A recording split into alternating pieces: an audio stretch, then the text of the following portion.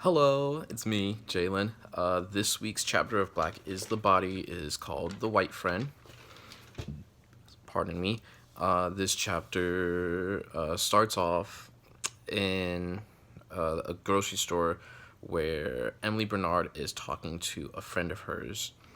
And this friend is living with a black person for the first time. And the friend talks about how there was this murkiness in the water. And Emily Bernard makes a joke, well, our color doesn't wash off. And it was pretty funny. And then her other friend Lorraine and her were talking and making jokes about it. But then Lorraine confessed something to her that Emily Bernard is her only black friend.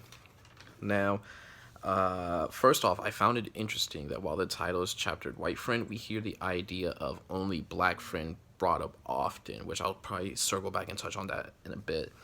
Moreover, what was talked about was how the two girls go to Lorraine's for a week in Vermont. She lives on this giant farm. The girls have a blast there and all that.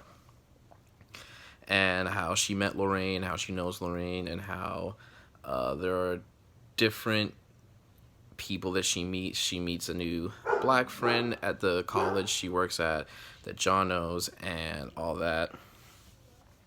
And we discuss more about in the chapter about the concept of interracial relations.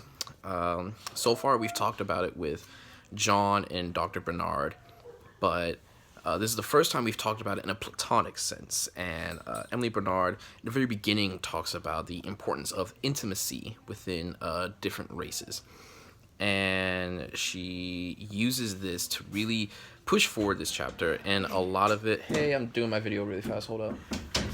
And no, you're fine. And Dr. Bernard is talking about the multiple kinds of intimacy that there are, how intimacy could heal race relationships, and I found that really interesting. Now, I want to touch on a title really fast. A title being White Friend, because we're talking about the black friend in this scenario.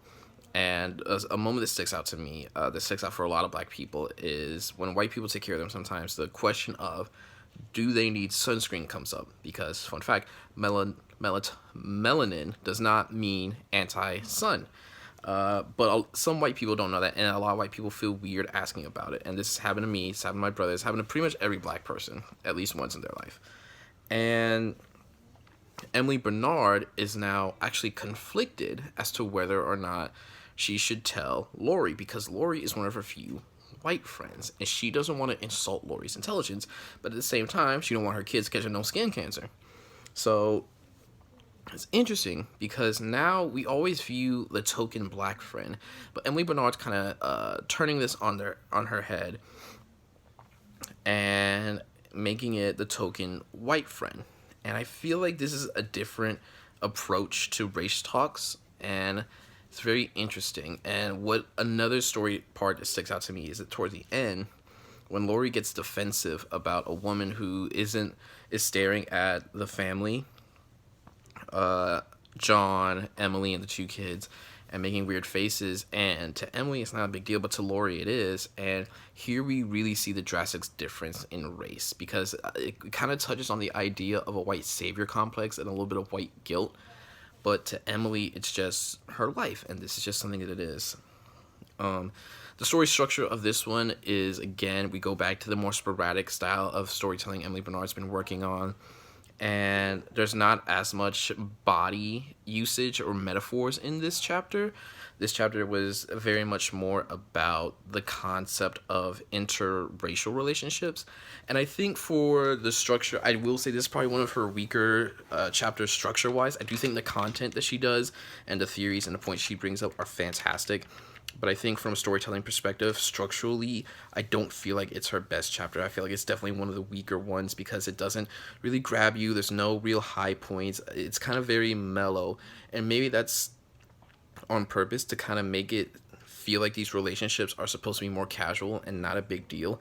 Kind of like how some of the other chapters, like her adoption and her getting stabbed and her relationship with John, were more like big deals.